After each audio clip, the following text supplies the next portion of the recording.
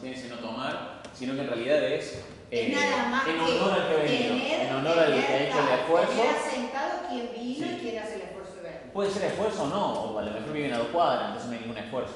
Pero es eso, a ver, no hay nada negativo hacia el que no puede venir, sino es algo positivo para el que ha venido. ¿Se entiende? Es eso. Profe, permiso. El paso derecho. Claro, una cosa así. Bien. Aquí empezamos a ver, como un poco más acercados. Fíjense, estos son ventanas laterales, todas con base de talla polilobulada trebolada, cerrada con, que hay formas muy variadas, cerradas con vitrón. Esos son ahora rosetones. Fíjense acá como todas, inclusive, pero en este se ve mejor, están formados por pequeños sectores que se van cada uno ensamblando al otro. Son tallas de pequeños sectores que se van ensamblando, lo cual genera luego el conjunto. Toda la iglesia tiene esa forma constructiva. Es como un rompecabezas que va formando las distintas sean aberturas, rosetas. En este caso, esta es la Saint-Chapelle del Palacio de San Luis. Fíjense que no tiene prácticamente ningún muro. Todo es vitrón. ¿Por qué? Porque todo el problema estructural de la bóveda está por fuera del edificio. Entonces, permite que tengan vidriado todo el lateral. Allí vamos viendo el vitrón. Una de las características del vitrón, a ver, es una técnica compositiva, porque el vitrón no es una pintura sobre vidrio, sino que el vitrón, anotemos, es una técnica compositiva o estética que consiste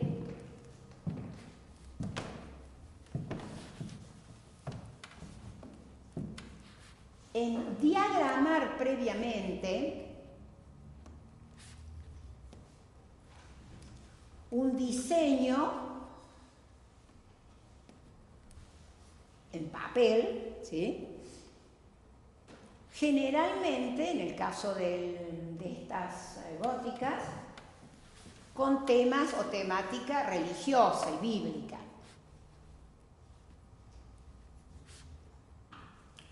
Pero en ese diseño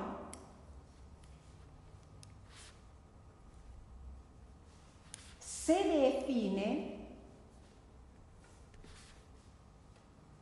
la sectorización con colores diferentes. O sea que ya en el diseño está definido todos los pedacitos que son irregulares, etc. en el diseño. Quiere decir que cuando se hace el montaje ahora, cuando se monta el vitrón sobre esos armazones de piedra tallada,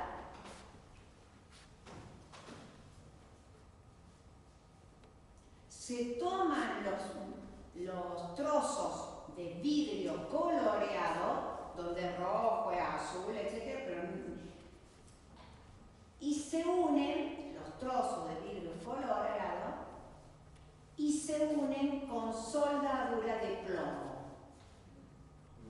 Eso es lo que nos va a dar, ahora que nos acerquemos, esos bordecitos que tienen negros. Entonces, fíjense de qué manera el vitrón ahora, ¿sí?, se puede colocar en rosetón, se puede colocar en vidrieras, en ventanas, etc. Ahora, el vitrón va a tener en estas catedrales 3 roles. Los vitrales van a tener o cumplir 3 roles. Uno, iluminar, porque como es de vidrio, permite el ingreso de la luz.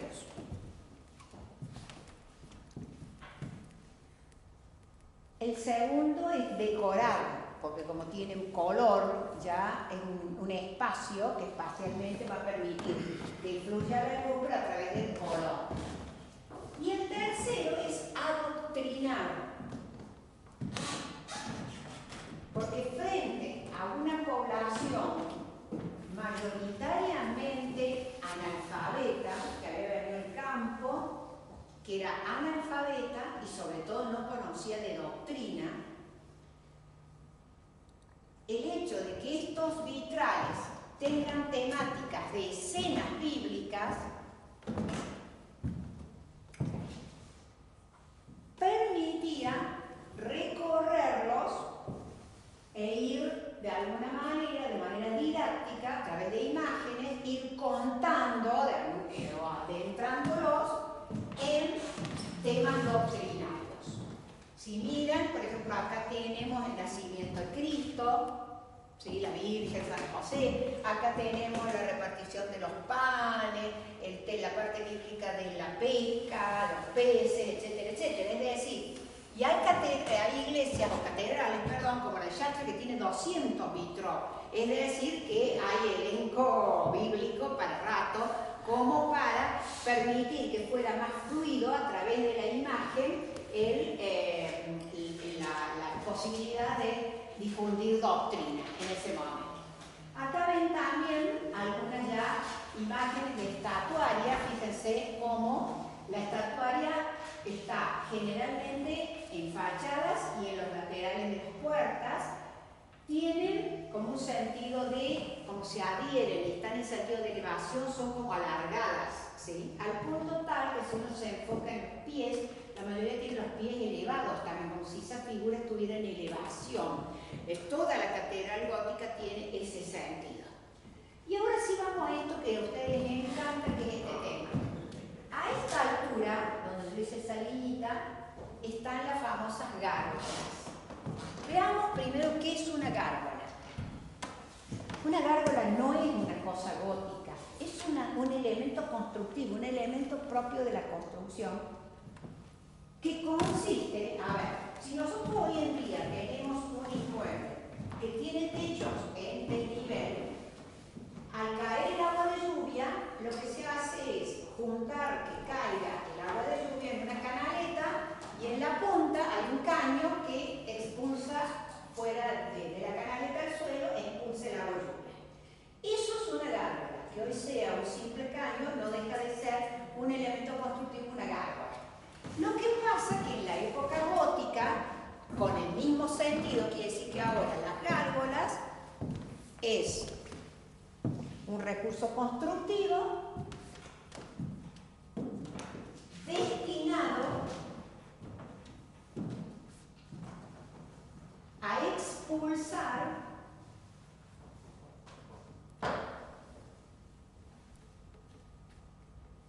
el agua de lluvia de los tejados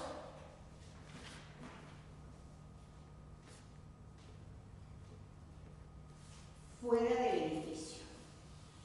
Siempre fue para los arquitectos, los constructores, etc., una idea, sobre todo desde Grecia en adelante. Primero los griegos habían creado el famoso goterón, para que siempre se trató de que el agua de lluvia no se arrastrara por las fachadas, para que no las ensuciara.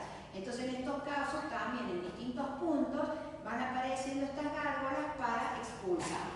Lo que ocurre es que con el afán gótico de decorar la iglesia y con un sentido también probablemente simbólico a la época, van a ver, y ya vamos a ver muchas ahora, gárgolas en las cuales hay sobre todo animales, demonios, todavía existen, que tienen un sentido como de protección del templo. O sea, expulsemos fuera del templo los demonios, expulsemos fuera del templo, como de alguna manera darle protección a ese templo. Entonces empiezan a aparecer cantidades de personajes. Pueden ser frailes, que por la boca largan agua. Todos por la boca van a largar agua. Allí tienen algunos elementos más decorativos. Acá aparecen animales, muchos animales fantasiosos, fantásticos. Fíjense, otros animales. Esta es, ¿ven? En las bocas es por donde expulsan.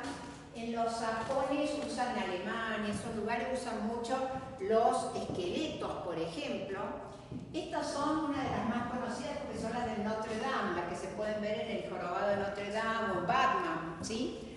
Una de las cosas que a ustedes les ocurre es que dicen que son enormes las gárgolas. Claro que son enormes porque en función de las fachadas que había, eran fachadas de 300 metros de altura, entonces por acá van corriendo en las películas y por eso se ven estos animales demoníacos, etcétera, que expulsan. Estas son de la Sagrada Familia de Barcelona. Estas son como muy modernas, fíjense, hoy en día se usa mucho esa imagen y es muy antigua, también de ese tipo de elementos. Hay animales alados, animales con cabezas de carneros y alas, o sea que pueden ser muy fantasiosos y sirven o colaboran un poco para la decoración misma de la iglesia. Estas son como que están expulsando los demonios, ¿ven? Más allá de las aguas. De alguna manera están todas trabajando dentro de, uno las ve dentro de la decoración, pero tiene una razón funcional, una razón que tiene que ver con sacar fuera del edificio de aguas de lluvia. Este es un ejemplo en el siglo XX. Bueno, dijimos que el arte gótico con esta característica es propio de hasta el siglo XV. Y con estas características, el arco ojival, hasta el arco ojival, etcétera, los arcotantes, todo es gótico. Y nunca más se va a volver y nunca más va a haber otro estilo que use el arco ojival. O sea que acá uno no sabe, no tiene por qué no de reconocer que todo lo que tiene arco ojival, sean muebles, sean ventanas, etcétera, es gótico o neogótico. ¿Por qué? Porque hubo pueblos como los sajones a los cuales les gustó, se sintieron siempre muy identificados con el gótico. Entonces, en el siglo XIX, cuando Inglaterra tuvo que hacer el Parlamento, el Big Ben, etc., vuelve a hacerlo con formas góticas. Y este es un ejemplo de un arquitecto del siglo XX que es Antonio Gaudí en Barcelona. Él hace la famosa Sagrada Familia, que todavía está sin terminar, pero con todo un estilo gótico, y ya vamos a ver, en el caso de él, ahora aparece y después lo vamos a ver al final, como las de Córdoba, porque hay ciertas cosas que estilísticamente responden al gótico, pero no es gótico puro, y ya vamos a ver por qué. Pero fíjense que esto no es la Sagrada Familia, sino el Parque Güell, ¿sí? En el Parque Güell él incorpora las gárgolas como un elemento también, e incorpora, fíjense cómo usa el orden dórico en el Parque Güell, es decir, triglifos, metopas, abacos, capiteles. Es decir, que en realidad en Barcelona hay mucha construcción neogótica que se usa hoy para bancos, oficinas, otras cosas, es decir, no sé, de alguna manera ellos se sienten con ese, así como a los sajones les gusta mucho el gótico, a los italianos prácticamente no les gusta el gótico. Pero era por eso que después ya vamos a ver, desde la clase que viene, o la otra clase, por qué los italianos venían hablando de otra cosa, que tiene que ver con un nuevo movimiento de tipo ideológico. Ahora, lo que me interesa, vean un poquito, es esto. Estos son púlpitos, ¿ven? Es decir, el púlpito puede ser, los más parecidos a los nuestros son de este tipo, es decir, con columna o desde abajo soportan un elemento en la parte superior. Pero hay púlpitos tallados en madera, algunos que tienen un elemento superior que, fíjense, también está decorado con formas góticas. Si nosotros acá vamos a ver en Córdoba, algunas incluso hechas en el siglo XIX, XX, cuando uno ve los confesionarios, ve donde se ponen los santos, etcétera, todos tienen pináculo, arco ojival, es decir, el arte gótico se refuerza mucho con las formas que utiliza, es decir, esta cosa de la elevación.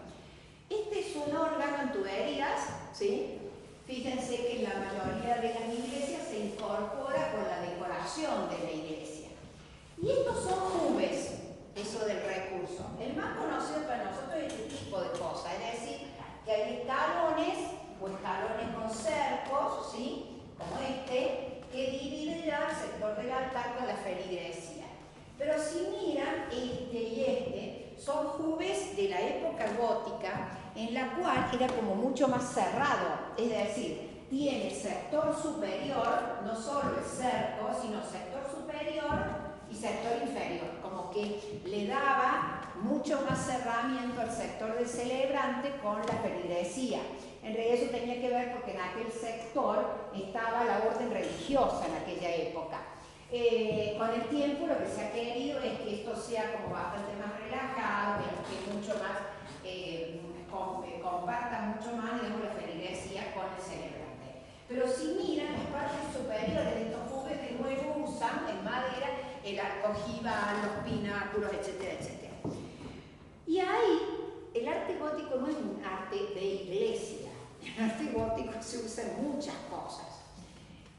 caso de la burguesía o de estos comerciantes que se han enriquecido, empieza a haber ciudades, entre ellas, como mencionamos, en Flandes, Brujas, Bruselas, en Génova, ¿se acuerdan que hablamos de los comerciantes?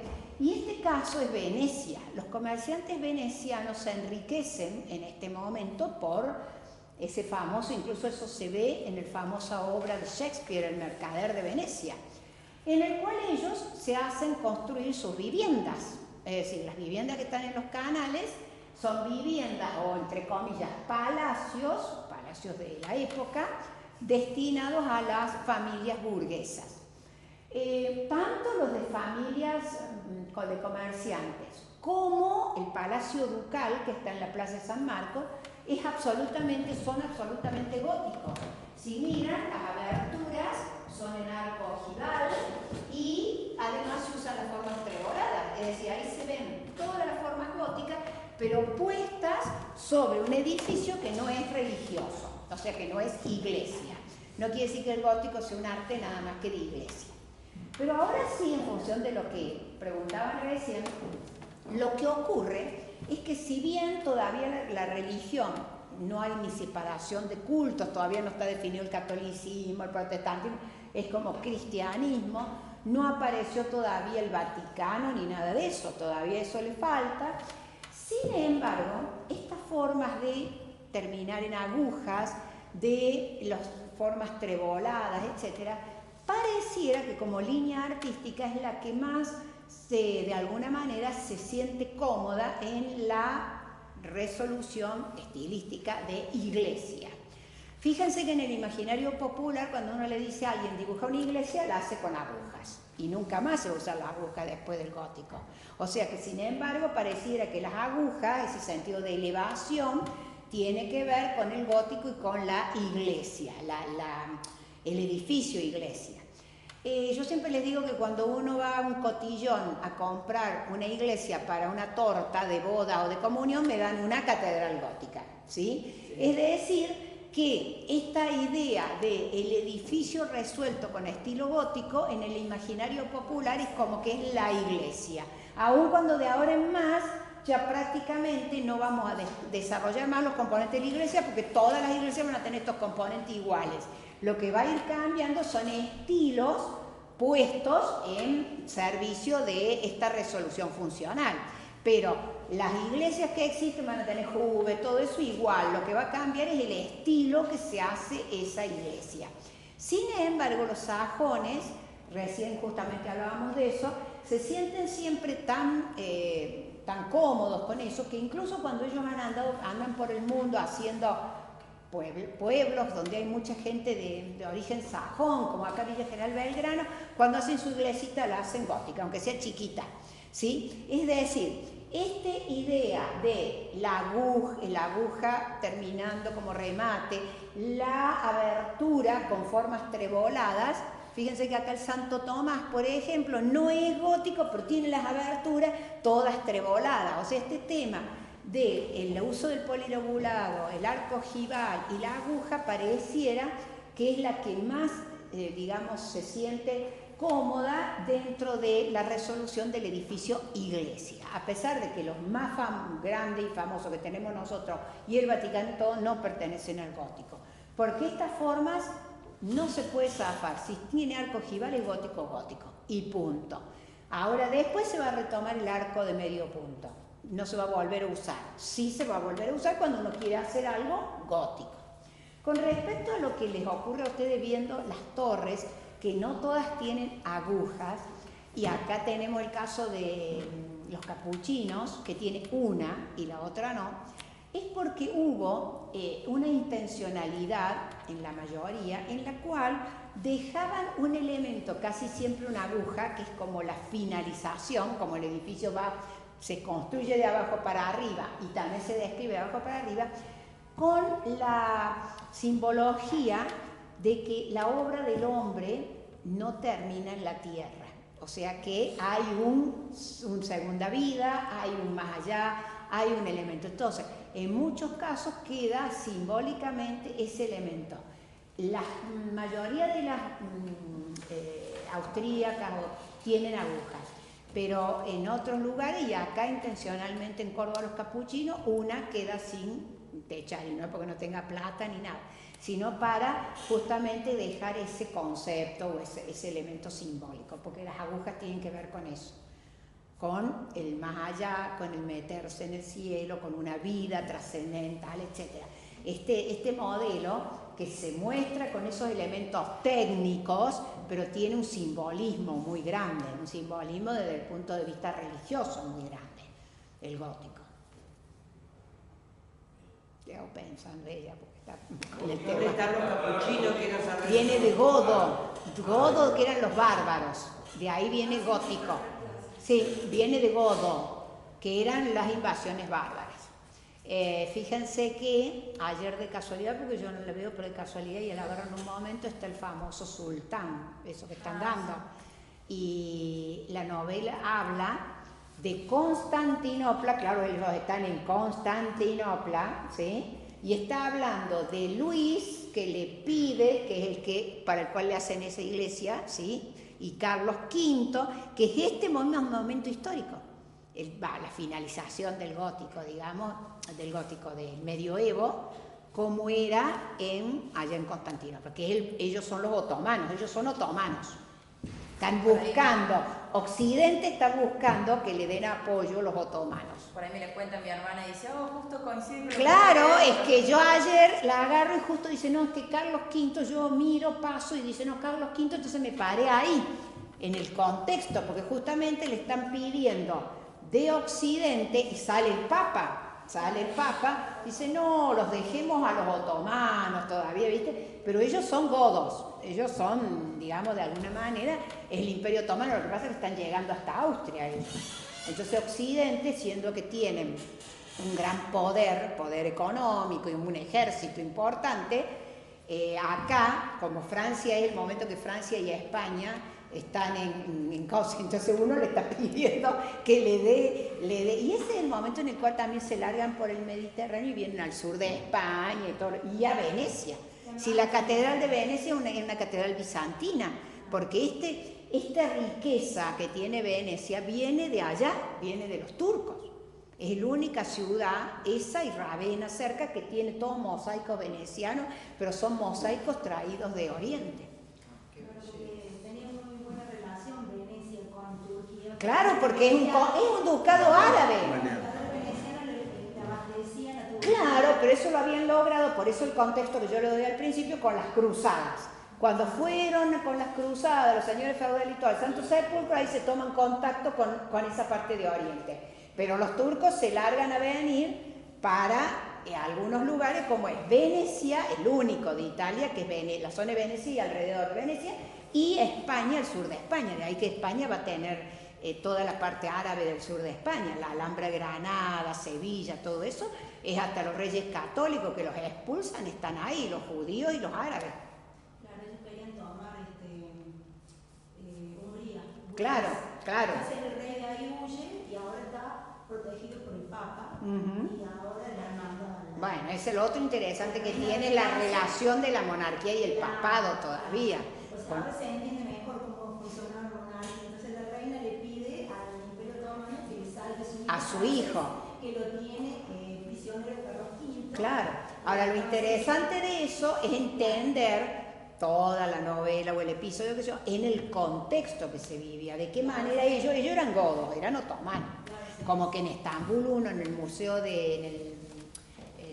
¿cómo se llama? En el Topkapi, sale toda la historia de Atila, las armas y todo, por el tema de que ellos vienen, la mayoría son Imperio Otomano. Y la iglesia de Santa Sofía también cuenta una parte de eso. Sí, lo que pasa es que la iglesia de Santa Sofía en ese momento ahora le tapan toda la parte religiosa hasta hace poco. Porque la convierten en una mezquita, digamos, no la convierten, porque ellos después hacen la mezquita azul enfrente, pero tapan todos los mosaicos. Por eso en el siglo ahora, en las últimas décadas, la importancia que tuvo, no lo taparon, lo alquitranaron, entonces los han limpiado, pero ellos taparon todos los íconos, la iconografía. Y bueno, y el Partenón ahora va a pasar a manos es un polvorín turco.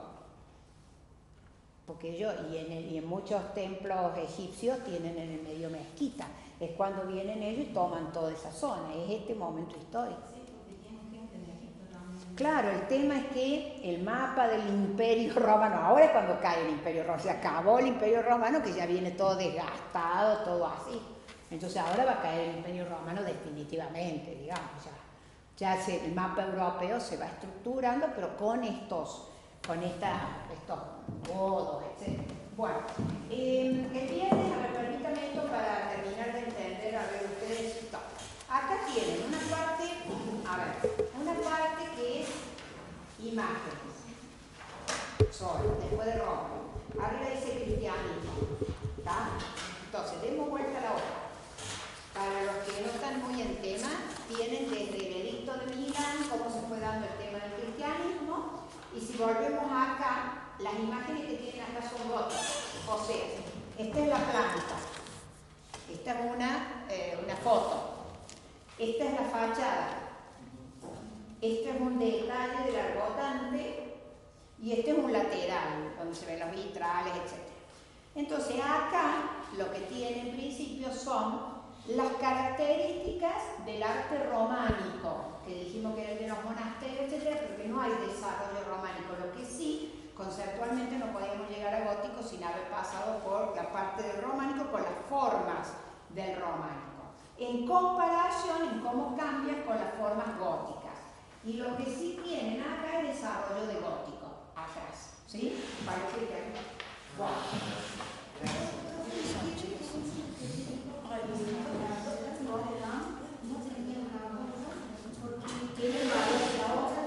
no finaliza en la tierra, es decir, que el hombre tiene una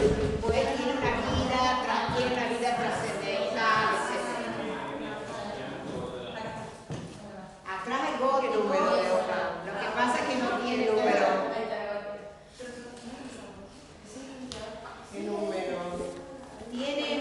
Tienen plantas góticas pero tienen también una románica. A ver, espera, tienen románicas primero, cristianismo, pero tiene poquito de románico.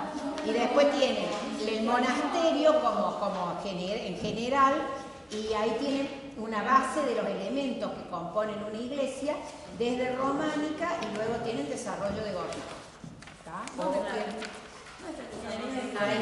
Ahí tienen los elementos del gótico, ahí los elementos del gótico, y acá tiene catedrales góticas y las partes. ¿Está? Gracias.